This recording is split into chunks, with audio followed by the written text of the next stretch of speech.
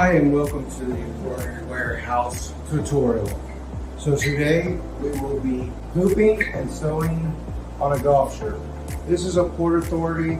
We also have Nike golf shirts, but a lot of people were asking to see how to hoop and sew on a golf tee.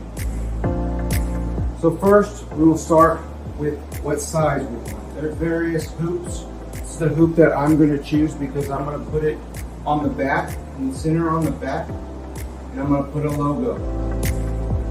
So first thing I will do is I'm going to loosen up my ring and drop it down. This ring right here, I'm going to take not just one, but two backings, just because the golf shirts tend to stretch a little bit. I lay that over the ring. I place the ring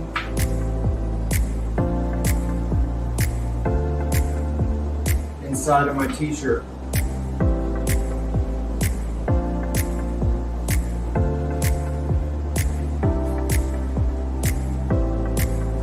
Now, I will line up center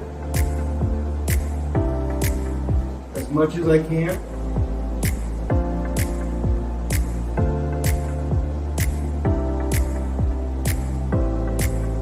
With my backing laid over it.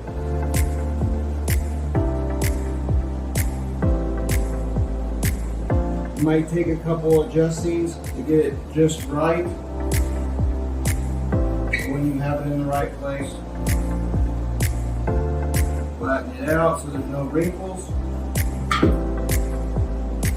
Drop it.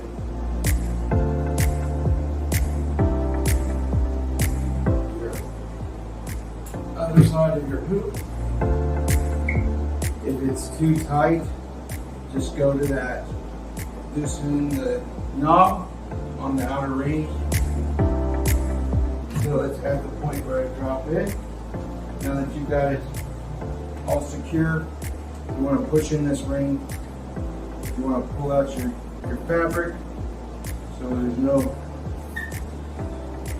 wrinkles. You want to tap on it. Make sure it sounds like a drum. Now with these, a lot of times they will want to use Solvy. So as we go along, we're going to sew, and I'm going to put Salvi on top of it so that you can see us sew with Salvi. Now that you have your golf shirt hooped up, you've made sure that the backing is hooped up as well. From here, we're going to put on Solvy. This Solvy is real thin, it's washable. What it does is it goes on top of your fabric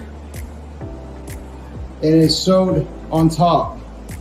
What it does is it gives it extra structure, extra foundation for it to sew.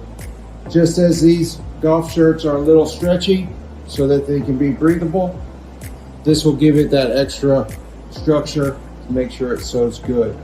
So now that I've laid the Solvy over my design area, you can hoop it as well if you have big enough hoop and big enough Solvy. You can go ahead and hoop it on top of the fabric. But right now, I'm just doing the lay on top. So now I'm going to place my hoop in my machine. And I'm going to make sure that that Solvy goes underneath the needle and over your sewing area. Make sure there ain't too many air bubbles in it. Now you're going to pick a design, go through the process, pick your design. Now you're going to pick your frame,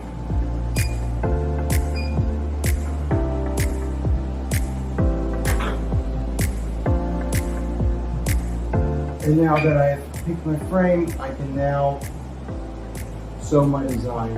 I will trace, always trace twice, sew once.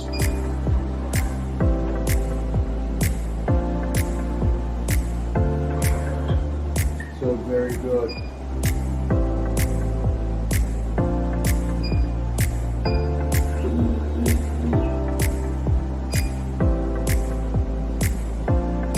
Trace one more time. I'll trace the actual outline of it. It's doing good. I make sure that the Solvy ain't gonna move when it is tracing.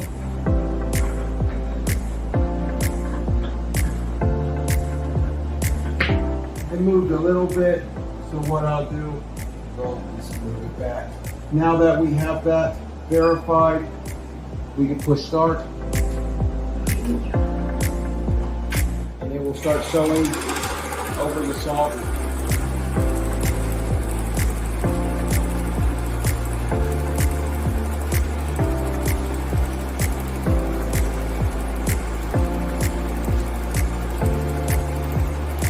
So I'm going to bring you in and kind of let you see how the thread will go over the Solvy and make extra structure.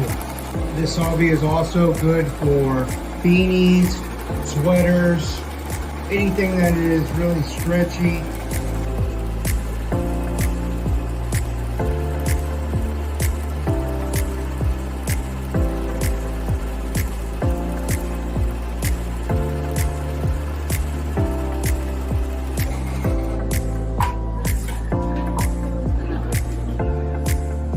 Now that your pattern has been completed, you will pull off the hoop, check your design with the Solvy. It will just pull loose around the outside, and then anything that is left out or inside of it will wash away in wash. If you look at the back, it went nicely into the back and had enough structure. So if you're trying to do a golf tee, I recommend doing a thick layer of backing and a little bit of Solvy. Thank you from the Embroidery Warehouse.